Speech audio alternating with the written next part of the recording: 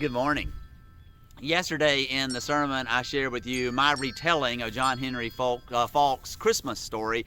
And I thought that today for the devotion, I'd like you to hear the story in his own words as it was recorded in 1974. I shared with you that I always make my family listen to this every year. They kind of roll their eyes, but I just love it. And I love it in part because it is a great Christmas story. The story of Christmas is that God is breaking into the world. And as the angel said, bringing peace on earth and goodwill toward all. And even though it doesn't happen immediately, it hasn't happened yet, it is still a powerful reminder that God, even to this day, gives us glimpses. Back when we were looking at the Sermon on the Mount, we were almost every week, I told you, Jesus tells us to repent for the kingdom of heaven is near, and we look for ways that the kingdom of heaven is already here and ways we can participate in it. And we hear that in this story.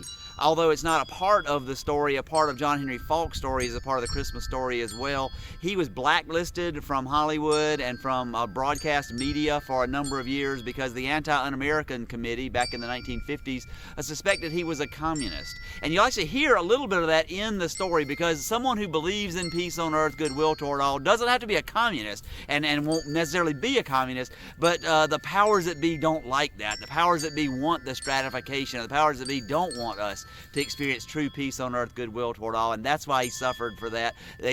Precisely some of the same reasons why Jesus suffered. And so we even have that backstory to this story in this. But most importantly, I want you to hear the way that God is breaking through in this story. And it's just a story of fiction, but clearly it could be a story that actually happened. So enjoy this story and know that God is with us. And God is with us through Emmanuel, Christ, God with us. Amen. The day after Christmas a number of years ago, I was driving down a country road in Texas, and it was a bitter cold morning. And walking ahead of me on the gravel road was a little barefooted boy with nondescript ragged overalls and a makeshift sleeve of a sweater tied around his little ears. I stopped and picked him up. Looked like he was about 12 years old, and his little feet were blue with the cold. He's carrying an orange. And he got in and had the brightest blue eyes one ever saw, and he turned a bright smile on my face and says, "I'm a-going down the road about 2 miles to my cousin's. I want to show him my orange old Sandy Claus brought me." Well, I wasn't going to mention Christmas to him because I figured he came from a family that kind that don't have Christmas.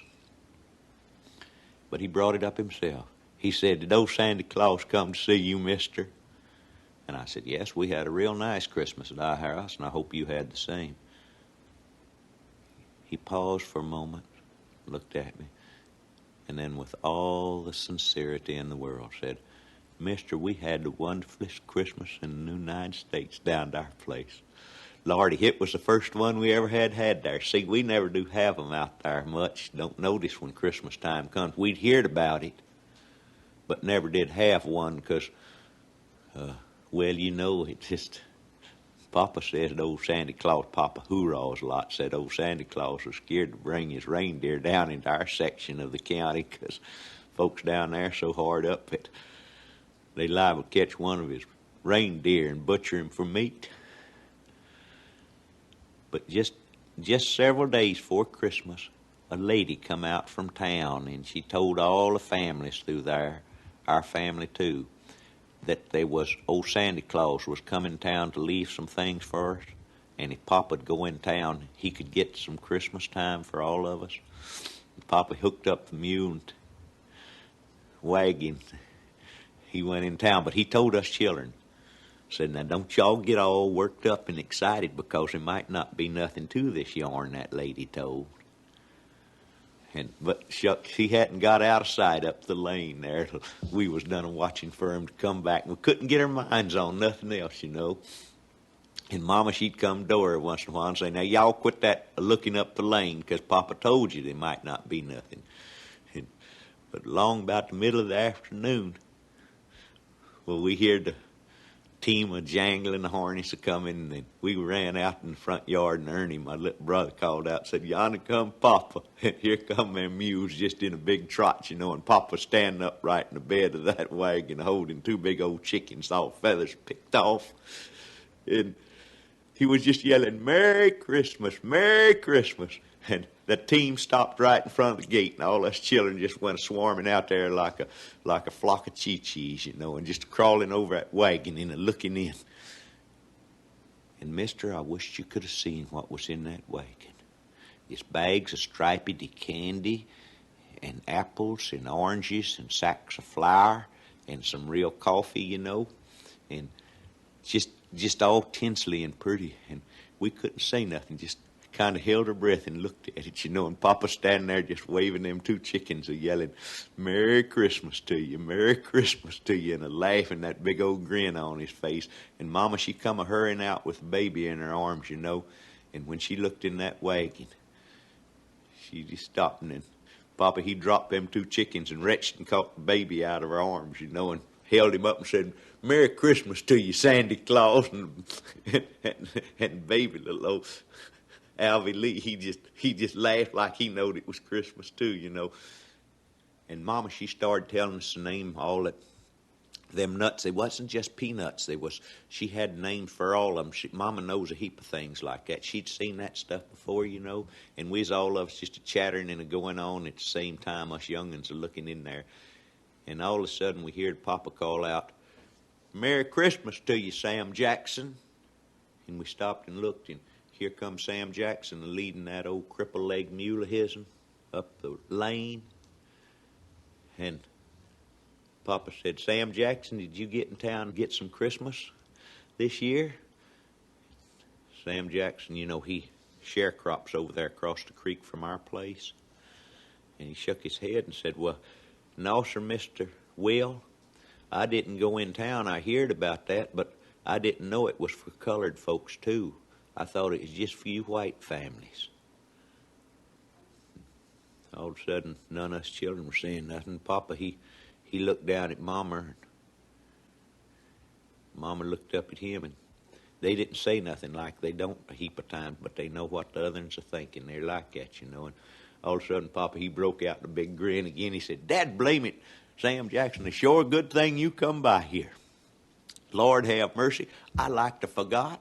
Old Santa Claus would have me in court if he'd heard about this. The last thing he asked me if I lived out here near you. Said he hadn't seen you around, and said he wanted me to bring part of this out here to you and your family, your woman and your children.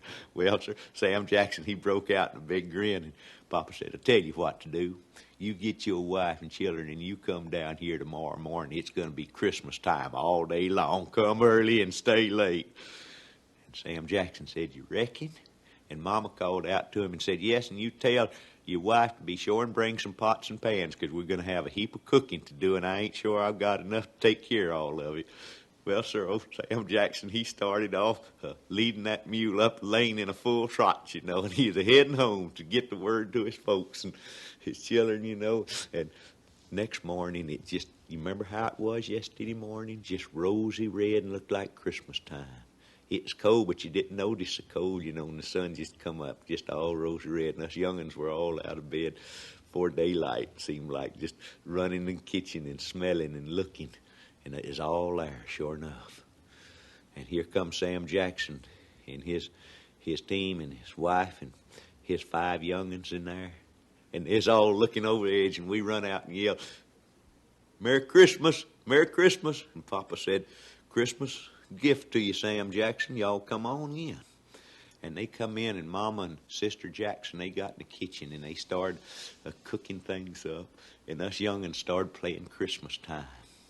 And it's a lot of fun, We just play Christmas gift with one another and run around and around the house and just roll in the dirt, And then we started playing go up to the kitchen door and smell. And we'd run up and smell inside that kitchen door where Mama and Sister Jackson was cooking at, and then we'd just die laughing and roll in the dirt, and go chasing around and playing Christmas gift. And we played Christmas time till we just wore ourselves out. And Papa and Sam Jackson, they'd put a table up and put some sheets over it, some boards up over some sawhorses. And everybody had a place, even the baby. And Mama and Sister Jackson said, well, now it's ready. Come on in, we're going to have Christmas dinner.